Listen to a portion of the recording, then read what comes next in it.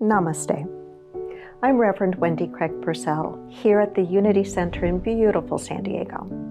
Thank you so much for subscribing to this channel. Please make sure that you like the video you've just watched and consider making a contribution on our app or on our website. It's really easy to do, and thank you in advance for that support. It does make a difference. So, somewhat recently, I came upon a book written by Amanda Owens, The Power of Receiving. And though I've been in this Unity metaphysical teaching for a long time now, I realized I'd never given a whole lot of thought to the receiving end of the giving and receiving principle and law that we teach. That my emphasis, and actually even my personal practice, has always been more on the giving side and not nearly as much on the receiving side. So I was quite intrigued when I came upon her work, and I want to share some of her ideas, my own ideas as well in this short series on giving and receiving, on giving and receiving. Probably most of us are very familiar and have grown up with the ideas and the concepts that it is better to give than to receive, right? We may perhaps even be familiar with the Bible verse, God loves a cheerful giver. God loves a cheerful giver. Or maybe we've even heard or used the expression, give until it hurts. See, it's in the culture, right? It's in the culture. There are a lot of wise words emphasizing the importance of giving. But is that completely the way it should be? Should it be just one directional? Or is it really a circle? Is it really both and? That we are meant to practice and understand both the giving and the receiving.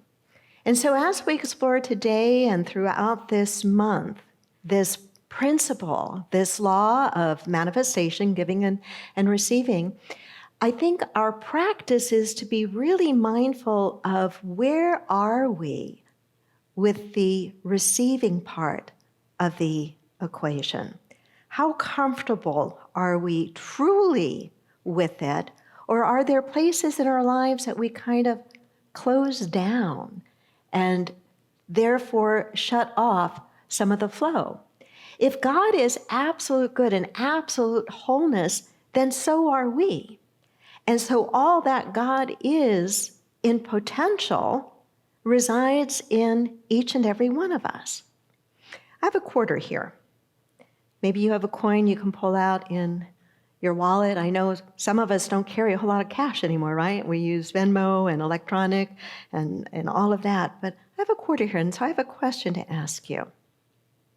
Which side of the quarter is the quarter? Both, right? All right. Which side is more important? Heads or tails? Neither is more important. They are both equally important. Both sides. Same for this principle.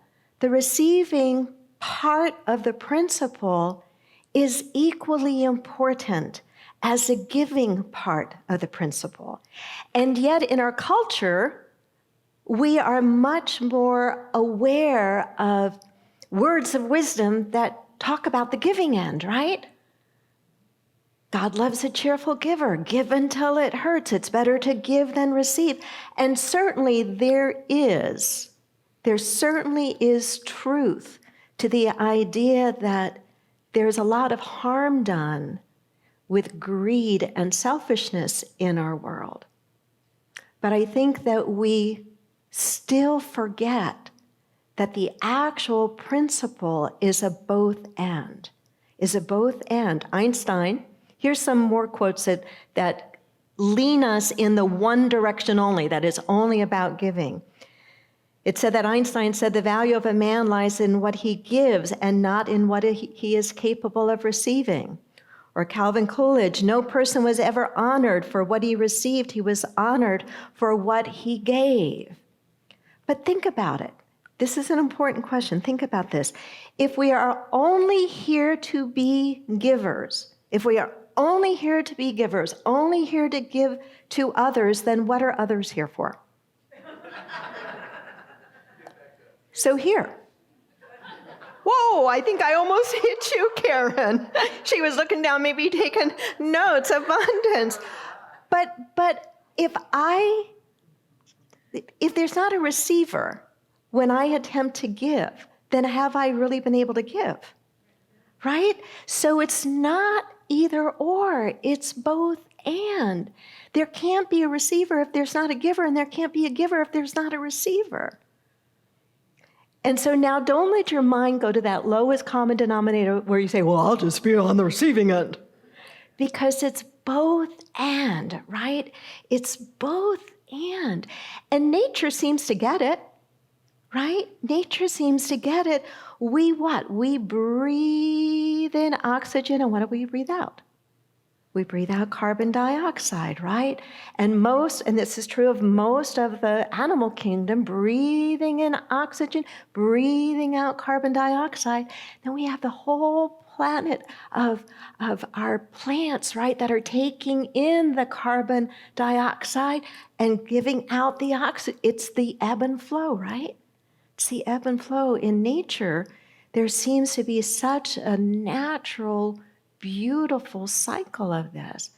But for some of us as individuals, there's some healing work we may need to do to understand what it is to really receive. To me, it comes down to balance. It comes down to balance. That we must get comfortable with the idea of the both and. We must get comfortable with the idea of receiving.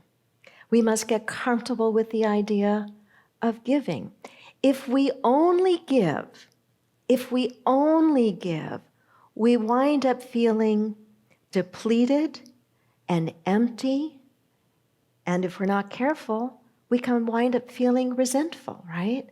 And this is true whether we are talking about giving our time or our resources or our energy or anything. If we are only giving and giving and giving and giving, we're going to feel very empty, and in time, bitter and resentful. But if we are only receiving, what happens there? We feel bloated, we feel stagnant, we get stuck. It's both and. Wolfgang von Goethe said, human life runs its course in the metamorphosis between receiving and giving. Human life runs its course in the metamorphosis between both of those. Between both. Ernest Holmes, the founder of the science of mind, another branch of the New Thought teaching, wrote, the great lesson is that life delivers itself into our capacity to receive it. Think about that for a moment. Life delivers itself into our capacity to receive it. If we come to life with a teaspoon, life will give us a teaspoonful. If we come to life with a cup, life can pour into us a cup. Life can only give to us what we have the capacity to receive. The outpouring from the cosmic horn of plenty can only fill the cup that is lifted upward toward it. A pail turned on its side cannot be filled with rain from heaven.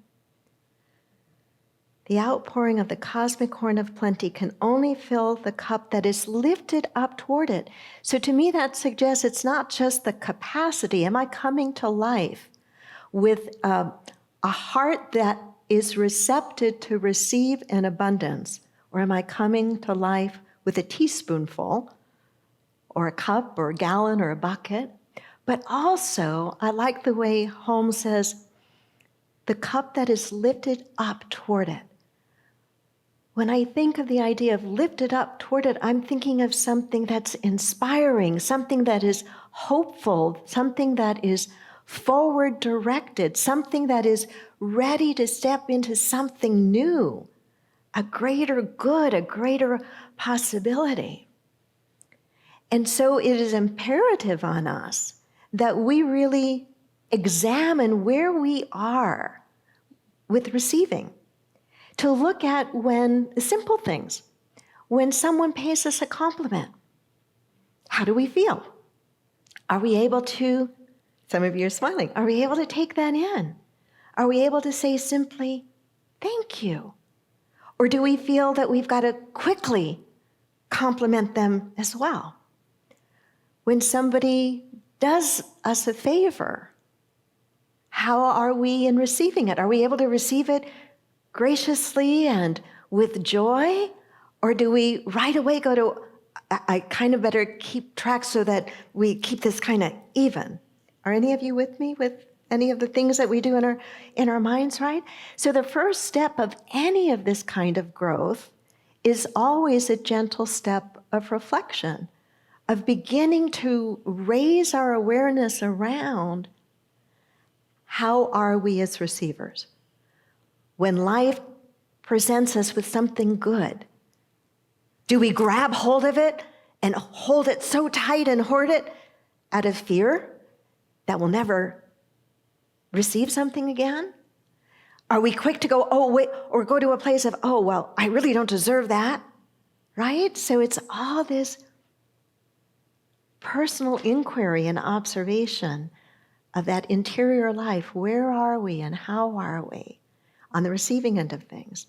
One of my favorite Unity ministers was always Eric Butterworth. He had such a remarkable work in New York City and was the author of some of Unity's finest books. In one of his prosperity books, he wrote this: "It is our inability to be a gracious receiver that is indicative of a spiritual problem that would no doubt answer the questions about many other problems of life, such as, why can't I get ahead? Or why do these troubles always come to me? If I were to refuse to accept the gift, or even if I were to accept it grudgingly, with a sense of personal obligation, with an attempt to immediately reciprocate, I cut off my good, and I cut off the other's good too." Some deep wisdom in there. If in our inability to be a gracious receiver, it's indicative of a spiritual problem that would no doubt answer the questions about many other problems, such as, why can't I get ahead? Or why do these things always come to me? These bad things or these troubles always come to me. How are we in receiving the good that life is giving to us? Do we take it for granted? That's not a particularly good way to be a receiver, take it for granted. How do you feel when you do give something, your time, your talent, your energy to someone, and they take it for granted? Does it feel good? No, it doesn't feel good. And while the universe is not anthropomorphic, we can relate to this idea that if energetically we give, and then the receiver takes it for granted, we're going to kind of have a different attitude. Maybe our giving will go in a different direction. This idea of receiving, I was really thinking about this last night as I was doing some of my own inner work and saying, why is it, Wendy, that, in all these years, your personal practice has been more on the giving and you haven't paid a whole lot of attention to exploring the nuance of receiving? And I think I got a kernel of it for myself, and maybe it'll be helpful to you, that there's a different energy. Receiving is a positive thing. And receiving to me is about welcoming and having almost an open attitude toward good. But in my mind, instead of thinking about receiving in that way, I found myself thinking more about takers or grabbers. And there's a big difference the principle is giving and receiving. It's not giving and getting. It's not giving and taking. And your chuckling leads me to believe that you're getting the nuance with me, right? And so there are certainly those that confuse the word receiving with getting. But that's not what this is about. It's not what it's about. A practice of getting, a practice of taking, to me is wrapped up in really unhealthy ideas like the fear of lack. If I am in the mindset of I better get and take everything that I can, anything that's being offered to me, I'm going to get it, I'm going to take it, what's really beneath that? Scarcity, a feeling of fear, a feeling of lack. That's why I'm motivated. I better get it right now. I better take it right now. And that's not the kind of consciousness or energy that I think draws to us sustainable abundance and good. But receiving is something different. Receiving is an energy that is wrapped up in giving as well. When you have given something, think about this. When you have given something that you really wanted to give to someone, and they received it with such joy, how did you feel? Yeah, right? There's this wonderful exchange that goes on. We had a desire to give something that meant something to us, whether it was our time or a financial gift or a possession or a talent. And there's almost, I've been in this situation, I'm sure you have too, where you couldn't wait to give it to that person and to see, with no strings attached, other than to see the expression on their face and to see them light up. We had some friends over for barbecue on the Sunday over Memorial Day weekend. And one of our friends admired, I have several chimes in our backyard. And I finally, over the years, found chimes that have the kind of sound that I really like to hear. And our friend said, "They're beautiful. Where did you get them?" And I said, "Costco, online, and in Costco, and I think they still have them." And the very next day I went out, well, not the next day because it was Memorial Day, but a couple days after I went out, and I couldn't wait to go to Costco and buy these chimes for this friend and give them to her a couple of days ago. And it was more fun for me, I think, on the giving end than it might have been for her on the receiving end. But this wonderful exchange to see the other be able to receive with such happiness, such joy, that's very different than the energy of grabbing or the energy of entitlement or the energy of taking. I think there's an awful lot in our culture that seems to be permission giving around entitlement. And certainly there's a lot around the belief in scarcity. Here's a quote from Amanda Owens in her book, The Power of Receiving. "Life is inherently giving, and if barriers to receiving were removed, like when a floodgate is lowered, life's givingness would rush in. Life's givingness would rush in." So the question for us is, how good are we at receiving? How good? And is there some room for us to open up around that? I can't remember whether it was in a Catherine Ponder prosperity book or an Eric Butterworth book, but it was a story that I'd never forgotten. It was a story about a friend who had bet his friend that he could successfully give away a certain amount of money in a certain period of time. And so these friends lived in London, and the friend who made this bet said, I bet you, and I don't remember the amount, but I can give away this amount of money in this amount of time, standing on the Westminster Bridge in London. Very busy place. He tried all day long to give away the money. He was not successful. He had to come back to his friend and said, I tried as hard as I could. I couldn't give away the money. You might ask, was there a catch involved? Why didn't no one take his money? Probably because they were thinking, there must be some catch to this, right? There was. What was the catch? They just needed to come forward and accept it. That was the catch.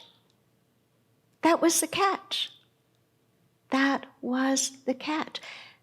I bet if we could have interviewed every single one of those people that he attempted to give the money to that day and asked them beforehand or even afterwards, would you like to be more prosperous? What do you think their answer would have been? Yes. I mean, if they were answering honestly, wouldn't all of us prefer to be more prosperous? I think the answer is yes. And yet, when there was this opportunity, for whatever reason, that's what I'm talking about here, looking inside ourselves and trying to understand what's going on. And where would we have been in that situation? Would we have felt self-conscious? Would we have gone up to the person and said, well, are you serious? You mean all I have to do is, you don't want anything from me? It's not counterfeit money? You're really just giving it to me? Well, okay, right? There'd be nothing wrong with checking out, but to not even check it out points to something inside of us, something worthwhile for us to look at, especially if we reflect back to the idea that Eric Butterworth said, that there's a link between how we are with receiving and how our life works, and why maybe things are sluggish for us and aren't flowing in the way that we like, whether it's opportunities or more joy or more abundance. And so the homework for us, I think, is just to raise our awareness and just to notice this week, as life presents you with a gift, whatever it may be, somebody offers you something, somebody does something for you, somebody here before you leave pays you a compliment, just notice how you are with receiving. And then ask yourself, is there any room for improvement? Because if my ability to receive is tied up with all of this good in my life, then maybe there's a little bit of work for me to do. So I hope you'll have fun just looking at this and stepping into being a more open and gracious receiver. Namaste.